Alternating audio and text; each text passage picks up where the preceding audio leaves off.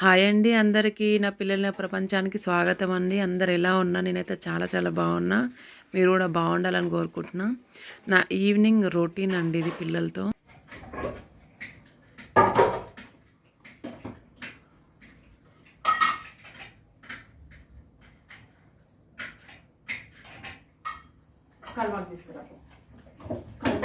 కొత్తిమీర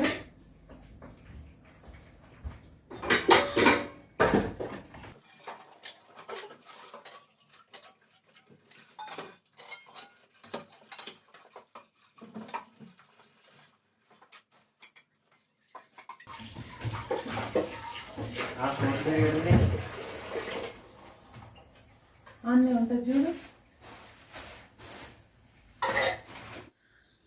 ఇక్కడ నేను ఎందుకు వాయిస్ ఇస్తున్నా అంటే పక్కన స్థలంలో వర్క్ జరుగుతుందండి. అది సౌండ్ అంతా బాగా డిస్టర్బెన్స్ ఉందనమాట. అట్లా అని చెప్పేసి ఇంకా నేను వాయిస్ ఇస్తున్నా. అక్కడ ఏం చెప్తున్నా అంటే పిల్లలకి ఇట్లా చేసి పెడితే చాలా ఇష్టంగా తింటారు, ట్రై చేయండి అని చెప్పేసి చెప్తా ఉన్నా. కానీ అది ఈ వాయిస్ ఇచ్చేదానికంటే మీరు అక్కడ వాయిస్ వింటేనే బాగుండేది. కానీ ఏంటంటే అక్కడ ఉన్న డిస్టర్బెన్స్ వల్ల అక్కడ వాయిస్ పెట్టడానికి లేకుండా అయిపోయిందనమాట. కానీ పిల్లలకి మాత్రం ఉప్మా తినకపోతే ఇట్లా చేసి పెట్టిరనుకో, వాళ్ళు నువ్వు నార్మల్ ఉప్మా చేసినప్పుడు కంటే కూడా త్రిపుల్ తింటారనమాట. మా పిల్లలకి నాకు చాలా ఇష్టమైందనమాట ఇది. కొంచెం పుల్లటి పెరుగు వేసుకుంటే ఇంకా బాగుంటుంది.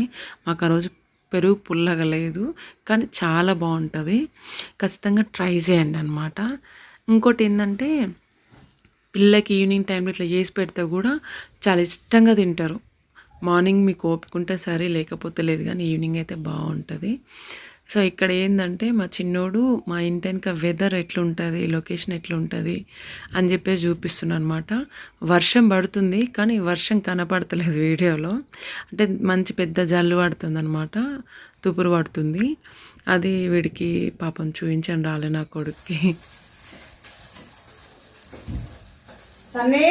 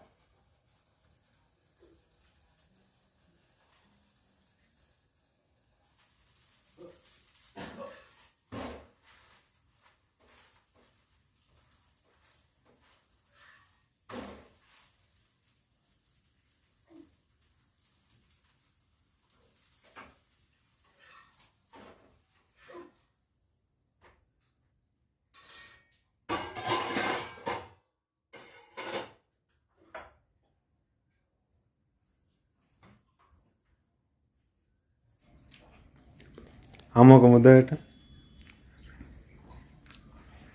అంతే. ఎండు తిన్నా నా బుక్ అయినంత వరకు నీకు ఆడుకుంటాను అంతేగా. ఇప్పుడు వంట టైం అయింది. కాకరకాయ కర్రీ వండుతున్నాను. నిన్న మొన్న కాకరకాయ ఫ్రై చేసిన, కాకరకాయ కర్రీ తినాలనిపిస్తుంది, కర్రీ చేస్తాను.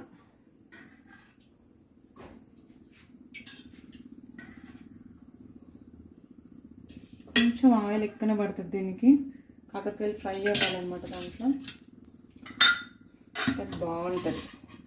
చికెన్ కర్రీ లాగా అనిపిస్తుంది, అంటే కొంచెం మటన్ కర్రీ లాగా కూడా పోలికలు ఉంటాయి.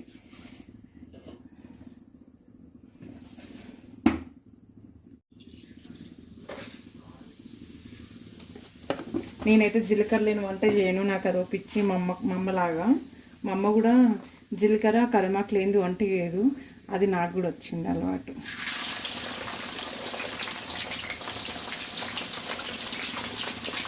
ఇవి కొంచెం బ్రౌన్ అయ్యేదాకా ఉంచాలన్నమాట మనకు.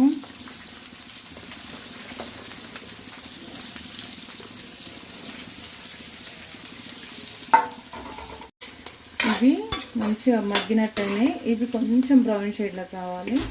వచ్చిన తర్వాత నేను వండే పద్ధతి ఎట్లుంటుందో చూపిస్తాను. చూసిరు కదండి, మంచి అంటే మీకు నార్మల్ దీంట్లో గ్రీన్ కనబడుతున్నాయి వీడియోలో. కానీ మంచిగా వేగినాయి అనమాట. చెప్పాలంటే ఇట్లా అంటే ఇట్లా ఇగో ఇట్లా అంటే పోతున్నాయి అనమాట. ఇంకా చాలు, మంచిగా బ్రౌనిష్గా మగ్గిపోయినాయి కూడా నూనెలా. ఇది తీసి పక్కన పెట్టుకోవాలన్నమాట. ఇట్లనే వేసేస్తా డైరెక్ట్గానే, కొంచెం తొందరగా కావాలని చెప్పేసి తీస్తున్నాను అన్నట్టు. అట్లయితే కొంచెం సన్నటి మంట మీద మగ్గ పెట్టాలన్నట్టు. పిల్లలు ఇక మళ్ళీ లేట్ అయితే పడుకుంటారు.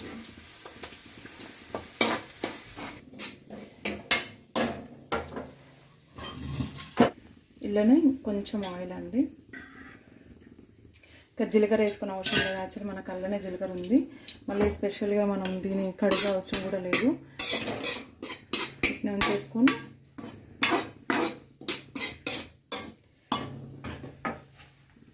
దాంట్లో ఏదో విధిగా మనం పోపు ఎట్లా వేసుకుంటాం అట్లా.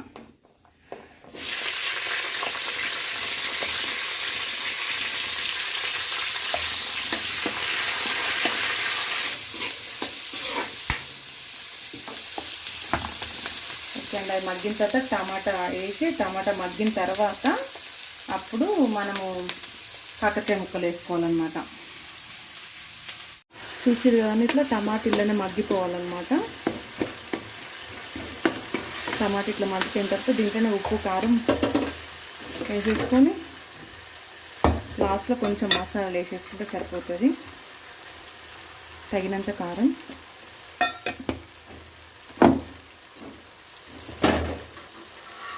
ఉప్పు అయితే చాలా తక్కువ వేయాలి, ఎందుకంటే నేను ఉప్పు వేసి పిసుకుతా అన్నట్టు. దానికి ఉప్పు పట్టి ఉంటుంది, కొంచెం సరిపోతుంది.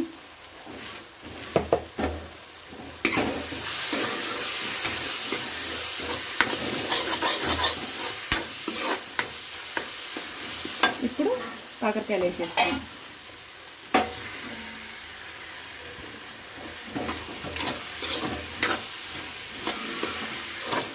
ఇది కొంచెం మీడియం ఫ్లేమ్లో పెట్టేసి ఒక 10 నిమిషాలు ఉంచాలి, అయిపోయినట్టే.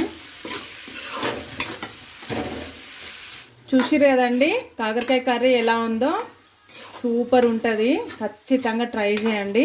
ఒకవేళ మీకు చేసింది నాకు అంటే చూస్తుంటే బాగుంది, ట్రై చేస్తే బాగుండు అని అనుకుంటే మాత్రం నాకు కామెంట్ చేస్తే ఖచ్చితంగా మీ గురించి మళ్ళోసారి కాకరకాయ కర్రీ వండి మరీ చూపిస్తాను మీకు. ఓకేనా అండి?